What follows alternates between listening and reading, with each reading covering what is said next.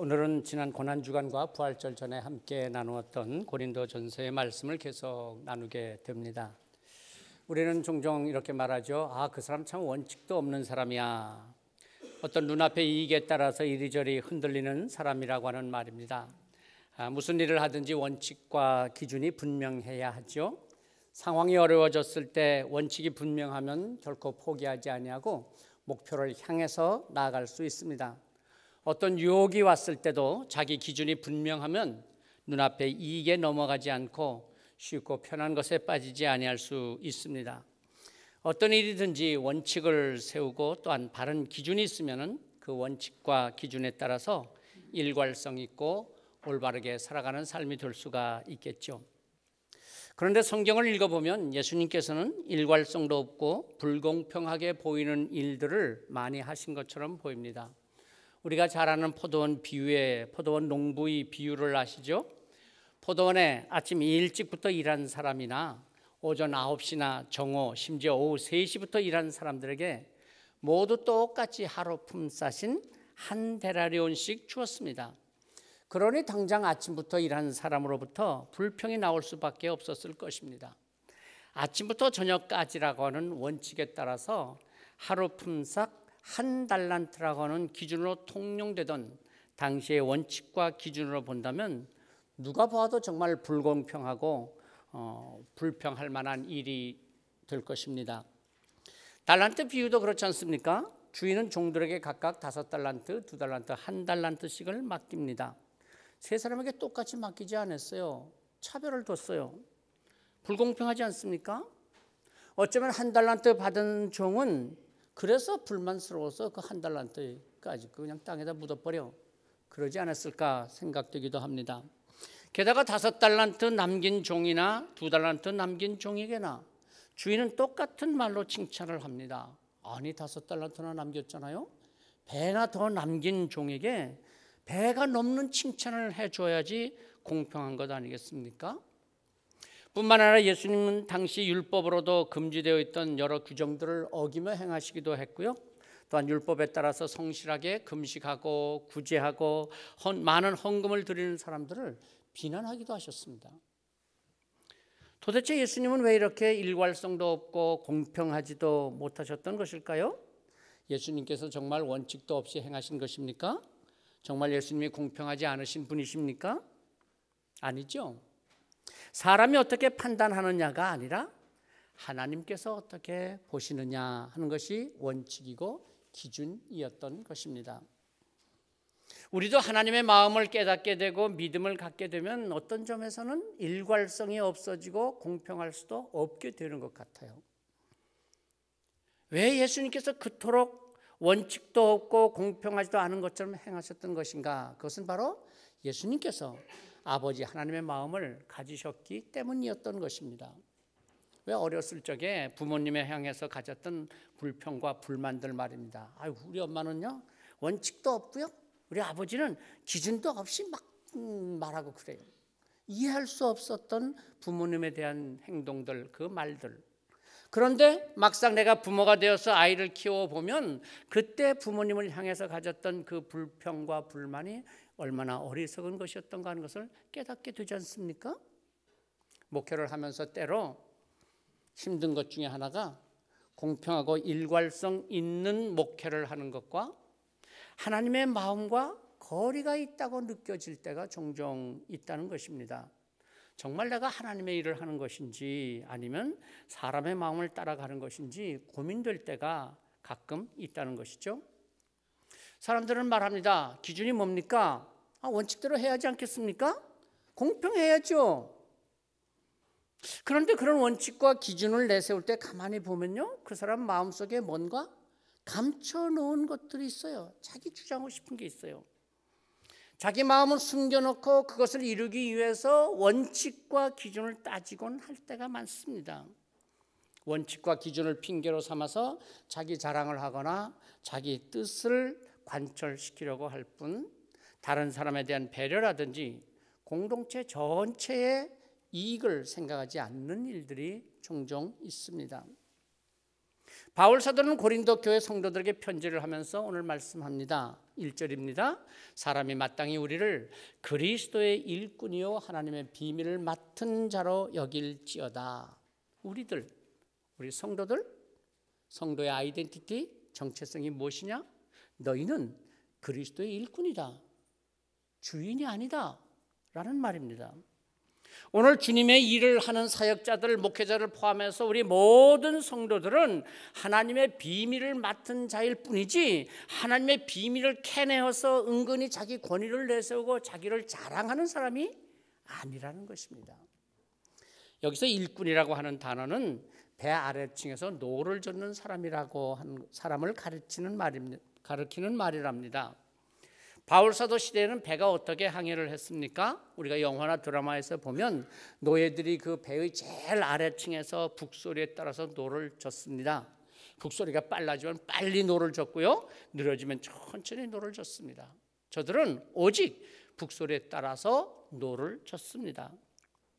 바울사도가 자신과 아볼로를 가리켜서 우리는 그리스도의 일꾼이라고 말하는 것은 우리는 그리스도의 말씀을 따라서 움직이는 사람이다 라는 것이죠. 그래서 충성된 일꾼이라고 하는 말은 오직 주인을 믿기 때문에 주인이 시키는 대로 하는 사람이다 라는 의미입니다. 주인이 아니고 종이라는 말은 내가 하고 싶은 일을 하는 것이 아니라 주인이 시키는 일이라면 무엇이나 해야 한다는 말입니다. 내가 생각하는 원칙, 내가 옳다고 생각하는 기준, 그것이 아니라 주인이 말씀하시고 행하라고 하실 때 무엇이든지 행하기 위해서, 다시 말해서 주님의 명령에 따르기 위하여 성도는 하나님의 부름을 받은 자들이다 라는 말이죠. 충성이라고 하는 헬라어 피스티스라고 하는 단어 아닙니까? 믿음, 신뢰라고 하는 의미입니다. 주인을 믿고 신뢰하기 때문에 주인이 시키는 대로 모든 것을 다 한다? 그게 충성이라는 거예요. 그리고 충성할 때 또한 하나님께서도 나를 신뢰하신다고 하는 것입니다. 우리는 하나님에 대한 믿음을 갖고 있습니다. 그런데 그보다 더 중요한 것은 하나님께서도 나를 믿으시는가? 나에 대한 하나님의 신뢰가 더 중요하다는 것입니다. 여러분 잘 들어보십시오. 이게 무슨 말입니까? 우리는 하나님을 믿을 때 구원을 받습니다. 그러나 구원을 받는 것과 하나님의 축복을 받는 것은 또 좀 다른 문제라고 하는 것입니다. 우리가 축복을 받는다고 하는 것은 하나님을 믿을 뿐만이 우리가 하나님을 믿을 뿐만이 아니라 하나님께서도 우리를 믿으실 때 축복해 주신다는 것입니다. 여러분 하나님의 축복을 받고 싶으십니까? 몇 분 이외에는 별로 받고 싶지 않은 표정이신데요. 예. 내가 하나님을 믿는다고 해서 하나님이 내게 복을 주시는 것이 아니라 하나님께서 나를 믿으실 때에 하나님께서 내게 복을 주신다고 하는 것입니다. 하나님께서 나의 믿음을 보시고 그래 나도 너를 믿을 만하다. 그때 우리가 하는 모든 일들이 우리에게 복이 되게 하시는 것입니다. 내가 수고해서 애써서 물질을 얻고 내가 노력해서 건강하고 능력 있는 사람이 되었다. 그렇다고 해서 그것이 곧 내게 복이 되는 것은 아니지 않습니까? 오히려 그것이 화가 되고 고통이 되는 경우를 우리는 자주 보지 않습니까? 우리가 물질을 모으고 건강과 재능을 가지고 있다고 할지라도 그것들이 복이 되게 하시는 것은 하나님께서 나를 믿을 수 있을 때 그것이 복이 되게 하시는 것입니다.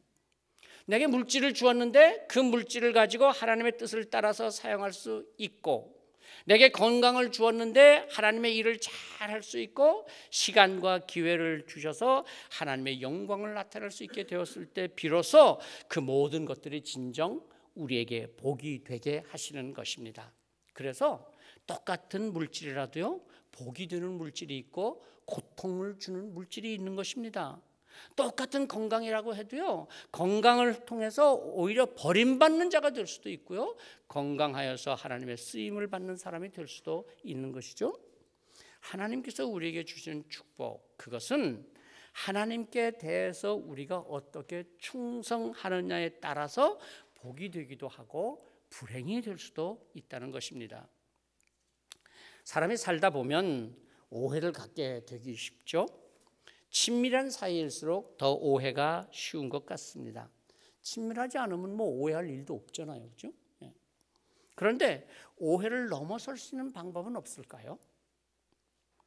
오해를 넘어설 수 있는 방법은 제가 한번 생각해 보니까 한 가지 방법밖에 없어요. 한 번 더 믿어주는 거예요.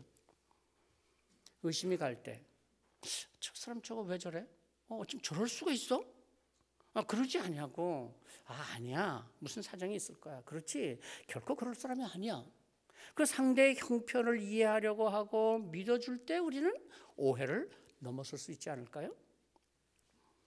사회에서나 직장에서 만나는 사람들, 가정이나 또한 교회에서도 서로 가깝기 때문에 다시는 만나고 싶지 않은, 그러나 또 만날 수 없는, 안 만날 수 없는, 그만둘 수 없는 관계를 맺고 있기 때문에 오히려 쌓이는 크고 작은 오해들, 어떻게 그런 오해들을 쌓아두지 않냐고 서로 이해하며 사랑하며 살아갈 수 있을까요? 한 번 더 믿어주는 것입니다. 내 원칙과 내 기준을 앞세워서 판단하고 비판하기에 앞서서 그래도 한 번 더 믿어주는 것입니다.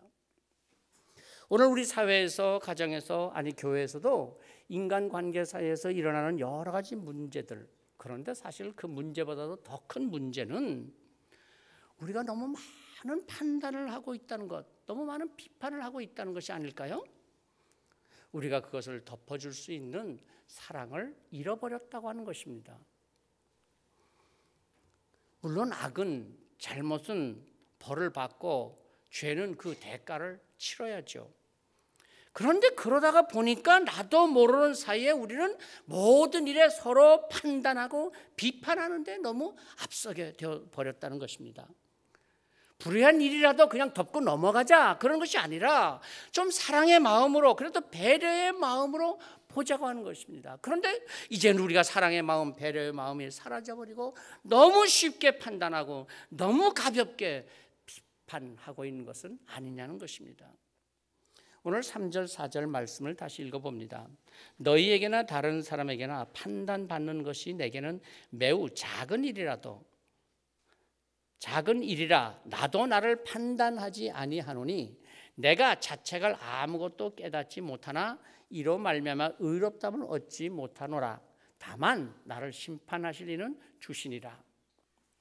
바울 사도의 마음을 헤아려 본다면 얼마나 위대한 사도예요. 그처럼 위대한 사도임에도 불구하고 그 마음에 고린도 교회 성도들로부터 판단받고 비판받는 일들이 있어서 너무 괴로웠던 것입니다. 무슨 일이라고는 분명히 밝히지는 않지만 사람들이 뭐라고 판단하고 비판했던 것입니다. 그런데 여기서 판단이라고 하는 단어는요, 그냥 그저 수근거리는 정도가 아니라 조사하다, 심판한다, 그런 의미를 가지고 있는 거예요. 그러니까 무슨 잘못이 있는지를 찾아내려고 조사한다는 거예요. 여러분, 섬뜩한 생각이 들지 않습니까? 바울 사도에게 무슨 잘못이 있는지 찾아내려고 조사하고 이 사람 저 사람에게 묻고 다니는 것을 알게 되었을 때 바울 사도 마음이 얼마나 아팠을까요? 바울 사도로서는 최선을 다해서 목회를 하는데 늘 판단받고 비난받는 위치에 있다고 하는 것이 얼마나 괴로웠겠어요. 더군다나 사랑과 신뢰로 쌓아가야 할 그 관계가 판단과 비판으로 변해버렸을 때 너무 힘들었던 것이죠. 바울 사도는 말합니다. 내가 자책할 아무것도 깨닫지 못하나 이로 말미암아 의롭다함을 얻지 못하노라.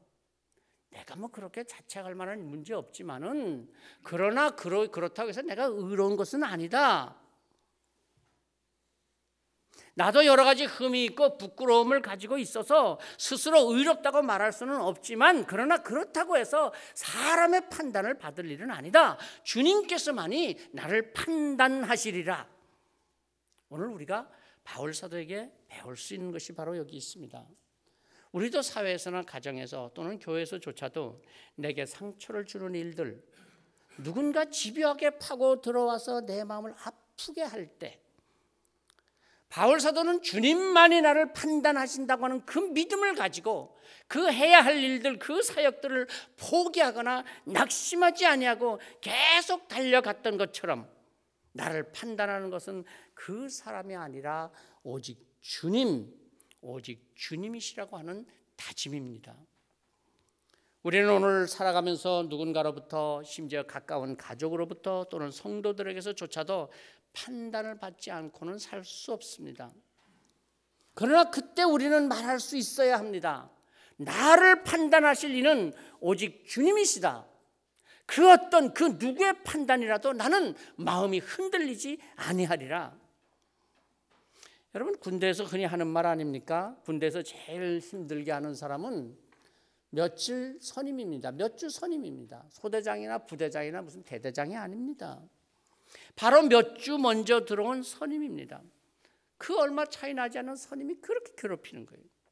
그런데 만일 그런 선임과 1년 선임 또는 부대장이나 소대장의 명령이 서로 같지 않을 때는 누구의 말을 들어야 할까요? 이선옥 군사님, 군대 안 갔다 와서 모르지만 그냥 탁 한번 말해. 누구 말을 들어야 돼? 응? 바로 선임 말을 들어야 돼? 역시 군대 안 갔다 와서 몰라. 물론 선임의 말을 들으면, 바로 그 얼마 전 선임의 말을 들으면 당장은 편할 수 있어요. 힘들지 않을 수 있어요. 그렇지만 군대에서는 최고 높은 사람의 말을 들어야 돼. 그래야 그 책임을 잘 감당할 수 있는 것이죠. 당장 좀 편하자고 그 몇 주 선임의 말을 들었다가는 나중에 그 책임 크게 자기가 져야 하는 것이죠. 바울 사도가 말하는 것이 바로 이것입니다. 고린도 교회에서 이런저런 판단을 받고 비난을 받을지라도 내게 가장 높은 분은 하나님이시니 나는 하나님께 판단을 받겠노라. 이것이 바로 바울 사도를 흔들리지 않고 그의 사역을 계속 감당해 나갈 수 있는 능력이 되었던 거예요. 우리가 신앙생활을 한다고 다 좋은 사람이 되는 건 아닌 것 같아요. 누구에게나 다 좋은 평판을 들을 수 있는 건 또 아닌 것 같아요. 그러나 우리를 흔들 수 없는 중요한 것이 있는데, 그것은 하나님 앞에서 어떤 판단을 받고 살아가는가, 그것이 제일 중요하다고 하는 것입니다. 바울 사도가 자신도 자기 자신을 판단하지 않는다라고 말하는 것은 교만해서 하는 말이 아닙니다. 스스로 자신의 판단도 온전하지는 않다는 것을 인정하기 때문입니다. 우리도 스스로 여러 가지 일들, 여러 사람들에 대한 판단과 기준을 가지고 있습니다. 그러나 생각해 보십시오. 내가 갖고 있는 그 기준이 정말 옳은가요? 내 경험이 꼭 옳은 것인가요? 내 원칙이 정말 바른 원칙인가요? 저도 이제 나이가 들어가면서 친구 목사님들을 만나서 이야기를 나누는데 보면은요, 건강이 주 화제가 됩니다.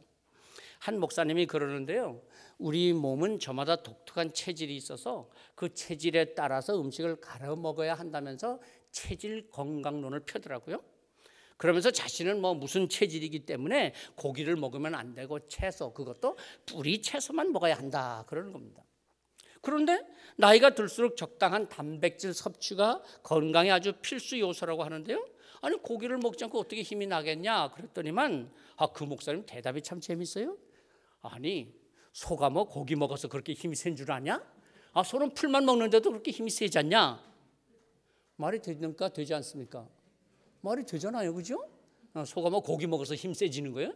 풀만 먹어도 힘 센 거예요. 그러면서 덧붙입니다.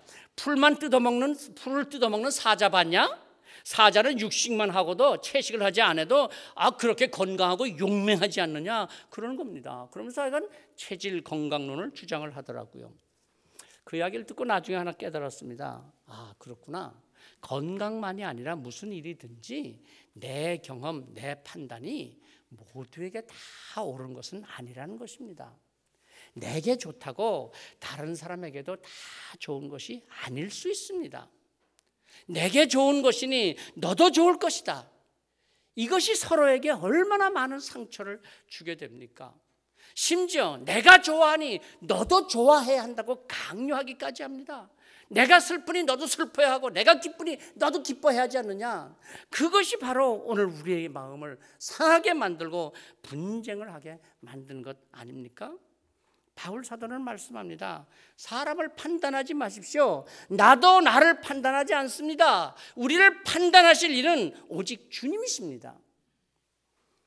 바울 사도는 적어도 이런 자신감을 갖고 있었습니다.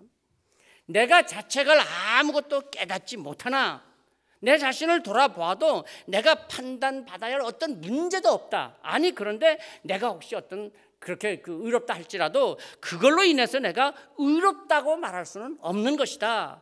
하나님 앞에서 우리가 의롭다 한들 얼마나 그것은 교만한 말이며 어리석은 말이 되겠느냐. 나를 심판하실 분은 주님이시다 라고 고백합니다. 자, 왜 그렇습니까? 5절 말씀을 보실래요? 그러므로 때가 이르기 전 곧 주께서 오시기까지 아무것도 판단하지 말라. 왜요? 그가 어둠에 감춘 것들을 드러내고 마음의 뜻을 나타내시리니 그때에 각 사람에게 하나님으로부터 칭찬이 있으리라. 우리는 우리가 겪었던 경험들, 내가 터득한 지식, 내가 물려받은 어떤 기준들에 따라서 최선을 다해서 살아갑니다. 그런데 기억하십시오. 나의 최선이 다른 사람에게도 꼭 최선이 되는 것은 아닙니다. 내 속에 감추어져 있는 어떤 이기심, 교만, 자기자랑, 오판들이 바로 그 최선 속에 뒤섞여져 있을 수 있는 것입니다. 자, 고린도 교회는 바울 사도가 세웠습니다. 그리고 바울 사도가 떠난 후에 아볼로가 와서 그 교회를 부흥시켰습니다. 그런데 고린도 교회 성도들은 나는 바울이 좋다. 아니야, 나는 아볼로가 좋다. 아니, 좋다는 정도를 넘어서서 서로 대적하고 다퉜습니다. 자, 여러분은 어떻게 생각하십니까? 교회를 개척한 사람이 더 위대합니까? 성장시킨 사람이 위대합니까? 이번에는 우리 최 장로님 누가 더 위대해요? 네, 아까 일부 예배 때 들었거든요. 그래서 정답을 말했어요. 그럼요, 둘 다 위대한 거예요. 바울은 고린도 교회를 세웠고 아볼로는 고린도 교회의 규모를 갖추고 성도들을 말씀으로 훈련시켜서 일꾼으로 세웠습니다. 다 훌륭한 사역을 했습니다. 그렇다면 그 둘의 차이가 무엇입니까? 하나님의 쓰심입니다. 바울은 고린도 교회를 시작하는데 하나님께서 쓰셨고 아볼로는 고린도 교회를 성장시키는데 쓰셨습니다. 둘 다 훌륭합니다. 단지 하나님의 쓰심이 달랐을 뿐입니다. 바울 사도는 그래서 3장에서도 이렇게 말했지 않습니까? 나는 심었고 아볼로는 물을 주었으되 오직 자라나게 하시는 이는 하나님이시다. 하나님께서 자라게 하셨다. 바울은 고린도 교회 성도들에게 말씀합니다. 누가 더 위대하냐? 너희가 판단하지 말고 나 바울과 아볼로 그 둘을 나누어서 누가 위대하다 안 위대하다 그렇게 보지 말고 바울을 부르고 아볼로를 불러서 우리로 쓰신 하나님, 일꾼으로 충성하도록 쓰신 하나님을 보라고 말씀하는 것입니다. 저는 한때 도대체 이해가 가지 않는 성경 말씀이 있었습니다. 그것은 하나님께서 모세를 왜 가나안 땅에 들어가지 못하게 하셨냐는 것입니다.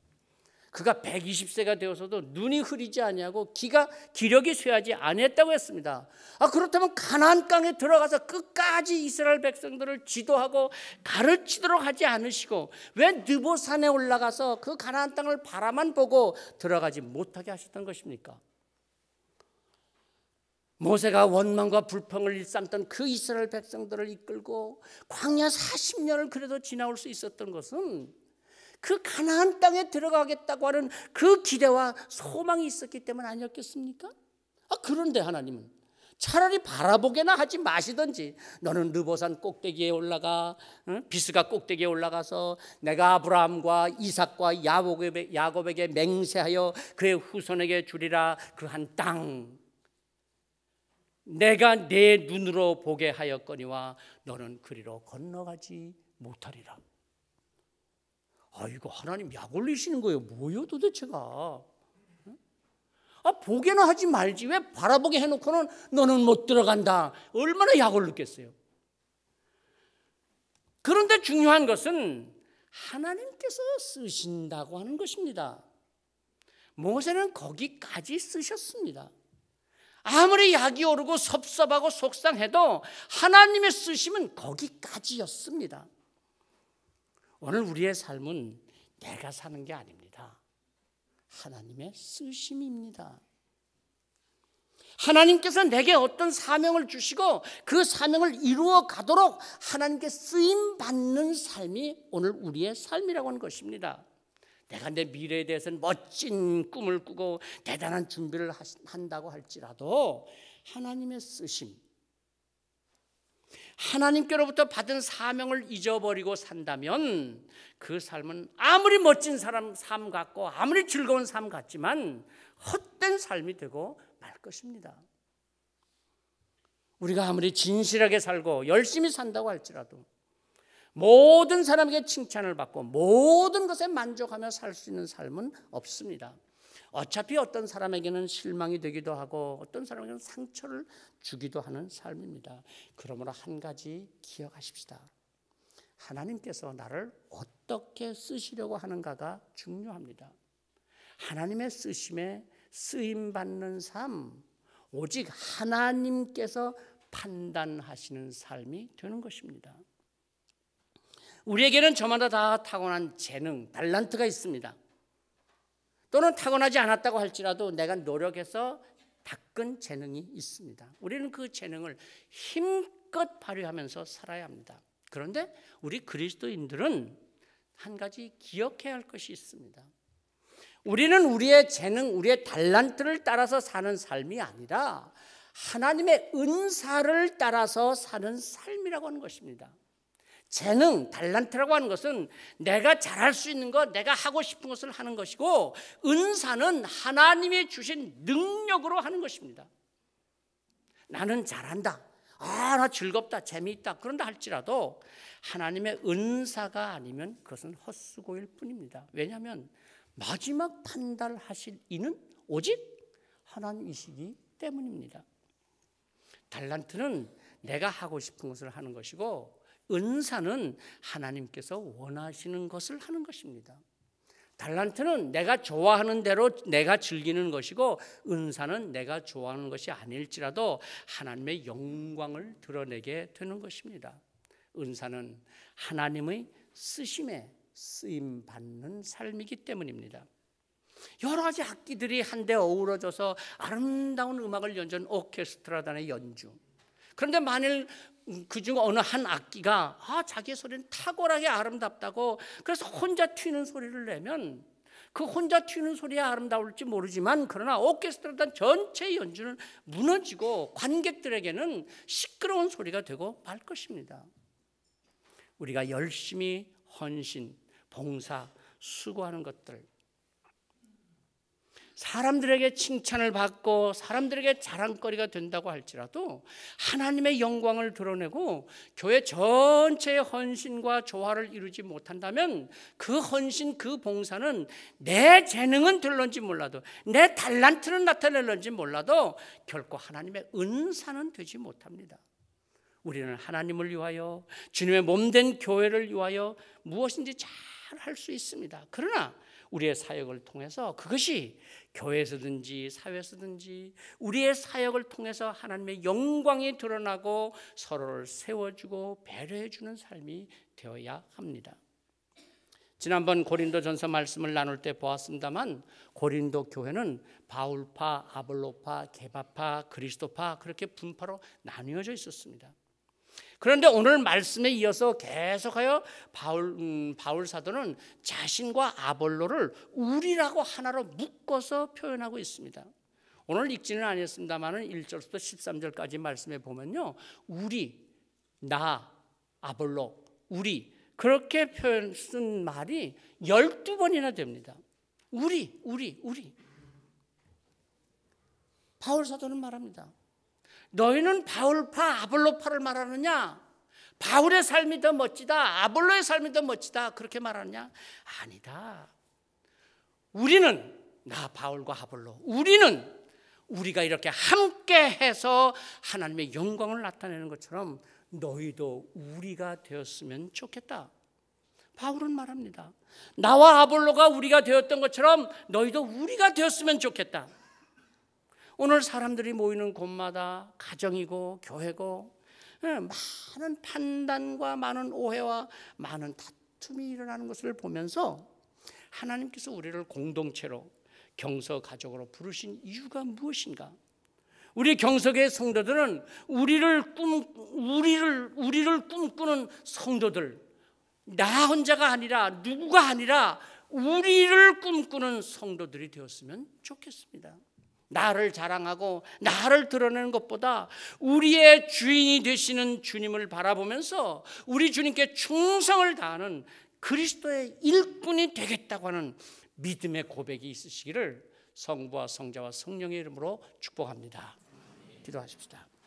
하나님, 참으로 저마다 각각 자기 주장과 자기 뜻과 자기 원칙을 따라서 살아가는 이 시대 속에서 하나님께서 저희들을 부르시고 경서교회 한 가족으로 삼으시고 하나님의 자녀 삼아 주신 것, 그래서 우리로 하여금 우리의 주님을 바라보며 우리의 주님께서 이루실 뜻을 이루어가고 주님께 충성하게 하시는 삶을 저희에게 허락하여 주신 것을 믿습니다. 주님께 감사하며 그 은혜를 기억하면서 정말 우리로 불러주신 모든 경서 가족들, 대한민국 한 국민들, 우리라는 의식을 가지고 함께 같이 서로 세워주고 서로를 높여주고 서로를 배려해주는 삶을 살아갈 수 있도록 축복하여 주시옵소서. 예수 그리스도 이름으로 기도하옵나이다. 아멘.